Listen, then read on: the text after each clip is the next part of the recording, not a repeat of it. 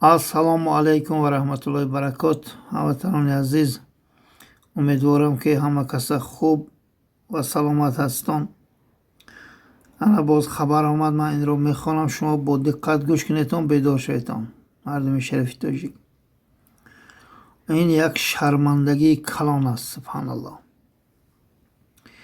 ассалому алайкум акаи муҳаммад тағоев, тинҷу сиҳату саломат ҳастед?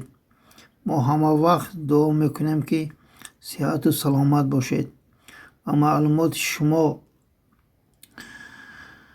мерасонем ки дар ноҳияи ҷаббор расулов, деҳаҳои маданият, тоҷикобод ва зарафшон ин ҳукумати золим мардумро маҷбур карда истоданд ки рафта бо белу каланд барои кашидани симхори сарҳад бо Қирғизистон чуқури кованд.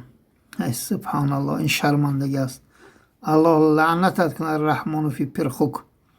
парвардигори меҳрубон туро ҳарчи зудтар даруни ҳамон ҳоҷатхона ғалтонад ки ҳатто ту ҳамон ҳоҷатхонаам як бародар комент нависанд ҳаром мекунӣ.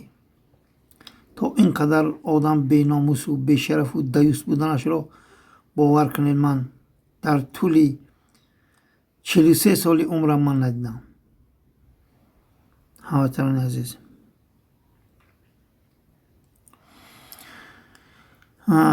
қирғизҳо бошанд дар як ҳафта бо техникаву мошинҳои хизматрасонӣ симхори худро кашида шуданд. ин Эмомалӣ Касиф ватанфурӯш бо ҳукумати золимаш аз ҳисоби қувваи мардум мехоҳад хати сарҳадро кашад. ин як шармандагист.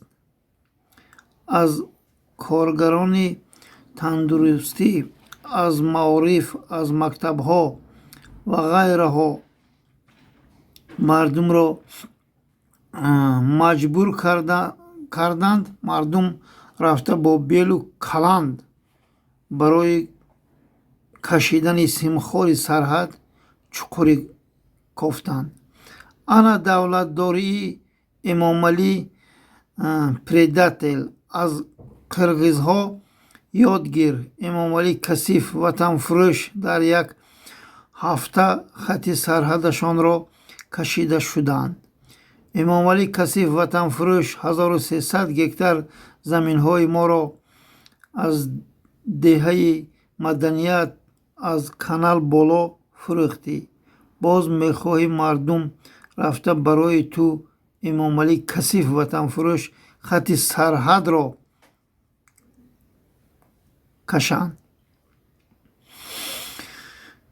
номаҳкул кардӣ. заставае ки бо ёрии мардум сохта шуда буд, онро ҳам барои қирғизҳо фурӯхт. ин Эмомалӣ хоин акнун дар даромадгоҳи деҳаи Тоҷикобод вагон оварда солдатҳои заставаи фурӯхташударо дар вагонҳо ҷойгир карданд. ин солдатҳо ягон шароити хуб надоранд. дар ҷое ки солдатҳоро ҷойгир карданд, онҷо бо мувофиқи талабот ҷавобгӯй нест.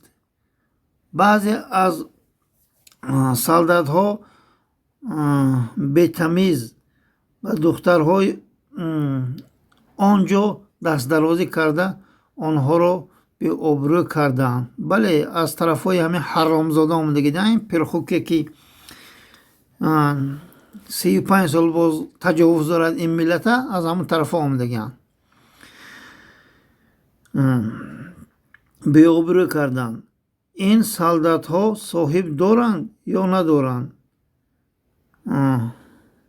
офисеро куҷоро нигоҳ мекунед? бахшиш ё фақат ба дуздӣ овора ҳастед? ин Эмомалӣ Касиф ватанфурӯш бидонад ки мо амалҳои ин ватанфурӯши хоинро намехоҳем фаромӯш кард. иншааллоҳ то вақте ки ҳастем بر ضد این امام علی کثیف وطن فروش مبارزه خواهیم برد انشاءالله رحمان. تو این را بدان که زمین های ما را برای قرقیزها فروختی، انشاءالله روز نابود میشوی. پیروزی نزدیک است و از شما احترامانه خواهش میکنیم که نامه ما را پهن نمایید تا دیگران آگاه شوند. برادر این نامه را پخش نمایید تا دیگران آگاه باشند. انشاءالله الحمدلله ما خوبیم برادر عزیز.